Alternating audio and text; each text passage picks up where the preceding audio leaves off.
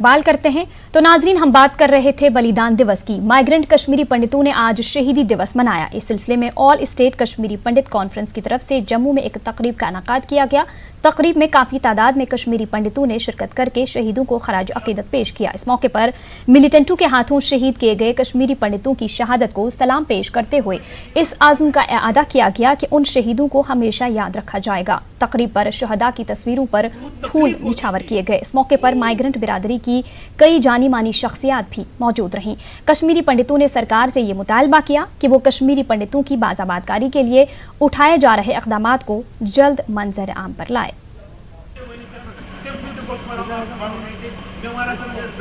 कश्मीरी पंडित already उस पर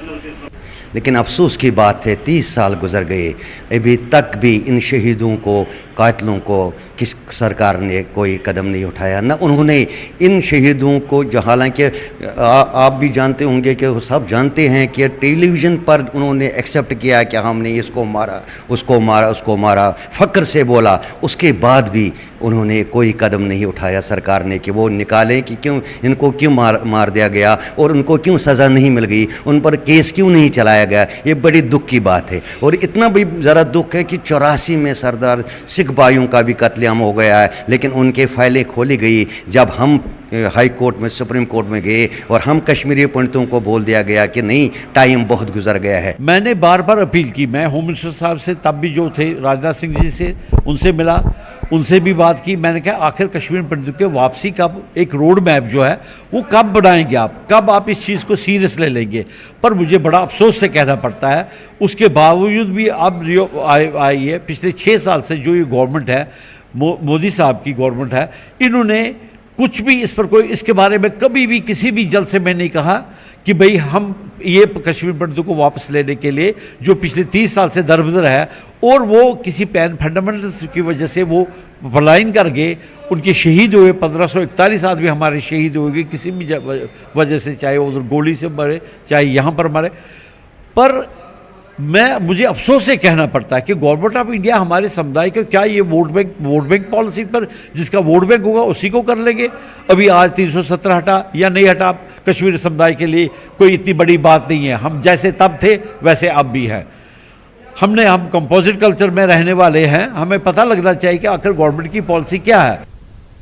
इस बीच दिल्ली के राजपथ नगर में कश्मीरी समिति ने 1991 में कश्मीरी पंडितों के कत्लेआम की बरसी को बलिदान दिवस के तौर पर मनाया। कश्मीरी समिति दिल्ली के माइग्रेंट कश्मीरी पंडितों ने कत्लेआम में मारे गए लोगों को याद करते हुए कहा कि कश्मीर हमारा होमलैंड है और हमें हर हाल में वहां वापस जाकर बसना होगा। बलिदान दिवस में संजय काचरू समेत बड़ी तादाद में कश्मीरी पंडितों ने शिरकत की। समिति के सदर सुमीर शंगू ने कहा कि 1991 में कश्मीर में हुए कत्लेआम को हम हर साल जंतर मंतर पर मनाते हैं, लेकिन इस बार ये प्रोग्राम लाजपत नगर में कश्मीरी समिति सदन में रखा गया है। हम पिछले 3 दहाइयों से माइग्रेंट का दर्द झेल रहे हैं। अब नई सरकार ने जो दफा 370 हटाने का तारीखी फैसला लिया है, इसके बाद हमें उम्मीद बंधी है कि सरकार जल्द ही हमें वहां बसाने की कोशिश करेगी। श्रद्धांजलि समारोह है, 14 सितंबर बलिदान दिवस के रूप में मनाया जाता है। कश्मीर समिति दिल्ली का अध्यक्ष होने के नाते ये 1991 से स्टार्ट हुआ है, जब कश्मीरी पंडित वहाँ पर से पलायन करके कश्मीर से दिल्ली आए। तो कश्मीर समिति दिल्ली ने बेड़ा उठाया, जितने भी वहाँ पर शहीद हुए कश्मीरी विस्थापित, उनके लिए हमने बलिदान दिवस के रूप में ये दिवस मनाया। ये हर 14 सितंबर को हर साल जंतर मंतर पे मनाया जाता है। बट आज हमने ये है कि आज हमारी कुछ परिस्थितियाँ ऐसी है कि हमने आज यहाँ पर ये कार्यक्रम कश्मीर समिति दिल्ली में ही रखा है। जो कश्मीरी पंडित अपने ही घरों से निष्कासित हुआ है और 30 साल से विस्थापन की जिंदगी बिता रहा है, भारत सरकार से हमारी विनती है कि अब हमारे बारे में हमारी लीडरशिप से बात करें और सो दैट कि हमारे जो अपने रूट्स है वो हमें वापस मिले। वहीं बलिदान दिवस के मौके पर दिल्ली में बीके गंजू मेमोरियल पार्क में एक तकरीब का इनेकाद किया गया। इस मौके पर 90 की दहाई में शहीद हुए कश्मीरी पंडितों को जबरदस्त खराज अकीदत पेश किया गया। इस तकरीब में बीजेपी के रियासती सदर रविंदर रैना और संजय गंजू के अलावा दीगर कश्मीरी पंडित मौजूद थे। रविंदर रैना ने कहा कि टिप्लू ने मुल्क के परचम को बुलंद रखते हुए अपनी जान का नजराना दिया था। उन्होंने कहा कि कश्मीरी पंडित ही थे जो पाकिस्तान के खिलाफ कश्मीर में खड़े रहे। रविंदर रैना ने कहा कि दफा 370 की मनसूखी शहीद कश्मीरी पंडितों को हकीकी खराज अकीदत है।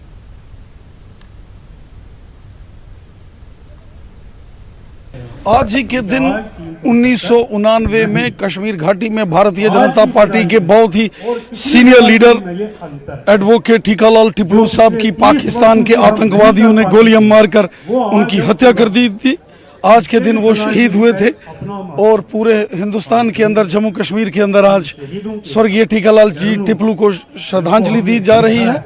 हमारे वीरों ने कुर्बानियां दी हैं देश के लिए, भारत के लिए, हिंदुस्तान के लिए, ताकि हमारा तिरंगा झंडा बुलंद रहे। स्वर्गीय ठीकालाल जी टिप्लू एक स्वयंसेवक थे, देशभक्त थे। उन्होंने हमेशा देश के लिए तिरंगे झंडे को बुलंद रखा और लड़ते लड़ते उन्होंने अपने प्राणों का बलिदान दिया। देखिए, पाकिस्तान जम्मू कश्मीर का वो भाग जो पाकिस्तान के गैर कानूनी कब्जे में है, वो पाकिस्तान को खाली करना पड़ेगा। इमरान खान की दर भपकियां देना बंद करे। पूरा का पूरा जम्मू कश्मीर भारत का है। जो पाकिस्तान के गैर कानूनी कब्जे में है, वो भाग भी भारत का है। 89 से लेके 90 तक हजारों कश्मीरी पंडित जो शहीद हुए, सबसे एक निवेदन है कि सबसे पहले श्रद्धांजलि देते हैं। उसमें एक जो हमारी श्रद्धांजलि है वो नाम से ये तरफ से होगी। डीके गंजू हम मेमोरियल सब पार्क उनके पीछे श्रद्धांजलि करेंगे। 1990 में पीछे हमने कुछ दिए रखे हैं सबके लिए, वध किया था। अपनी तरफ से एक उसके नाम पे ये पार्क बना है, डीके गंजू मेमोरियल पार्क, जो टेलीकॉम के एम्प्लॉइज थे। तो टेलीकॉम डिपार्टमेंट ने ही उनके नाम पे इसको एक मेमोरियल के नाम से घोषित कर दिया। 1989 और 90 तो एक इस्लामिक ना हो, एक इस्लामिक अटैक था कश्मीरी पंडित के ऊपर, और वो एलिमिनेट करना चाहते थे उस माइनॉरिटी को जो हिंदुस्तान की बात करता था वहाँ पे। तो इसलिए रातों रात ऐसा माहौल क्रिएट किया गया कि एक तो हमारे हजारों लोगों को मारा गया जो उसमें समाज के लिए काम करते थे, उनको ज्यादा मारा गया, और जो देश के लिए काम करते थे उनको मारा गया। और उसके अलावा कई छोटे बच्चे, महिलाएं, उनका रेप हुआ, मारा गया। और उसके अलावा हजारों लोगों की जो वहाँ पे प्रोटेस्ट निकलते थे कश्मीरी मुसलमानों के, उसमें भी वो नारे देते थे कि कश्मीरी पंडित यहाँ से भाग जाए, अपनी महिलाओं को यहाँ छोड़े और खुद यहाँ से निकल जाए। आर्टिकल 370 एक कानून तो है जिसकी वजह से हमारे को 1999 से 90 का जो वो दौर था वो देखना पड़ा। और वो एक माइंड सेट भी था, वहाँ का एक माइंड सेट था कि जिसमें उनको लगता था कि हम अलग हैं, हमारे लिए स्पेशल प्रिविलेजेस हैं, और इसलिए हम जो करें हमारे 100 खून माफ। तो इसलिए वो माइंड सेट बदल गया है, ऐसा हमारा मानना है। और इसमें over a period of time ऐसी व्यवस्थाएं क्रिएट हो जाएंगी, ऐसी स्थिति क्रिएट हो जाएगी कि हम जरूर वापस जाएंगे, और हम जाना चाहते हैं। उसके लिए हम 30 वर्ष से संघर्ष कर रहे हैं। थोड़ा सेटल होने में समय लगेगा, उनकी मानसिकता थोड़ी बदल जाए, और जब सरकार हमारे लिए व्यवस्था करे जहां हम सुरक्षित रहेंगे तो हम जरूर जाएंगे और जाना चाहते हैं।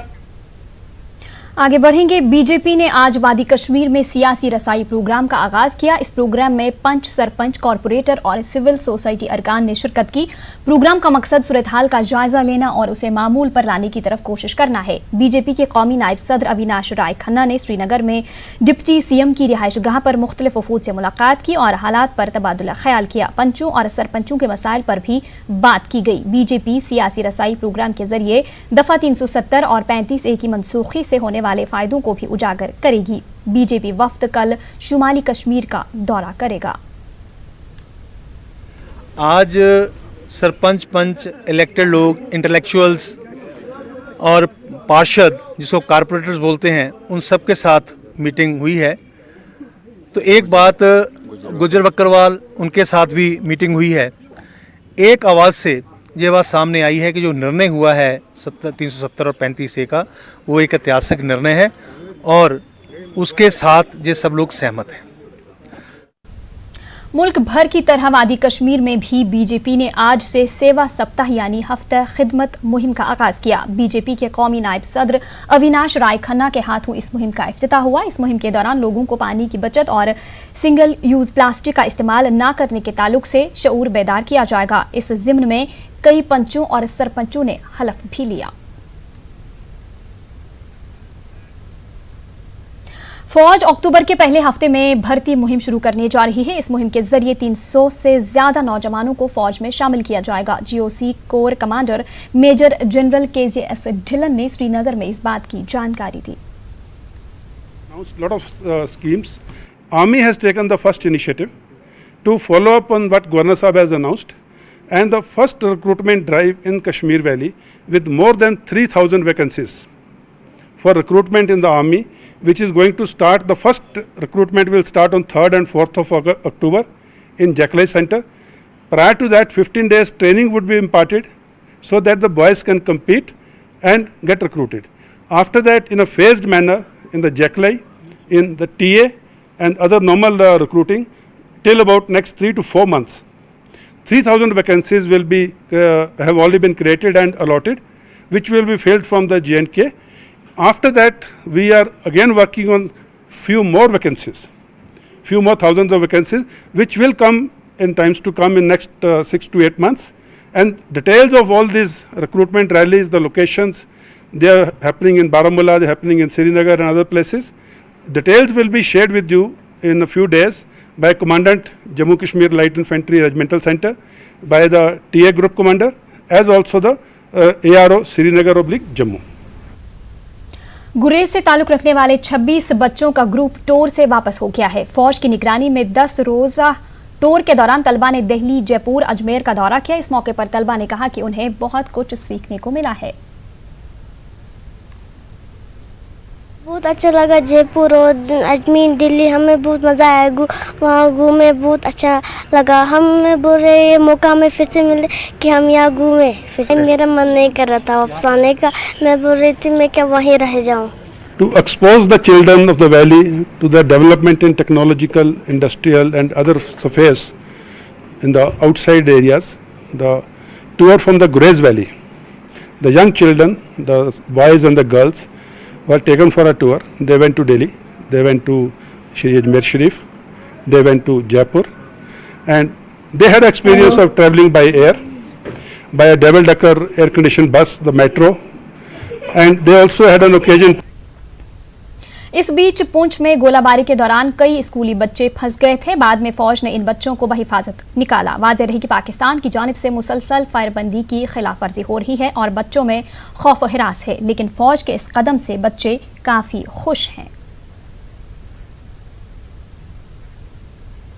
करगिल में हिंदी दिवस की मुनासिबत से एक प्रोग्राम मुनाकिद किया गया। नेहरू युवा केंद्र की जानिब से मुंशी हबीबुल्लाह स्कूल के इश्तराक से मुनाकिदा प्रोग्राम में तलबा और नौजवानों ने शिरकत की। स्कूल के एग्जीक्यूटिव डायरेक्टर एजाज हुसैन मुंशी ने कहा कि नौजवान अपनी सलाहियतों को पहचानें और उसको सही समत दें। केंद्र की डिस्ट्रिक्ट कोऑर्डिनेटर ने कहा कि NYK करगिल के दूर दराज मकामात पर नौजवानों के लिए मुख्तलिफ प्रोग्राम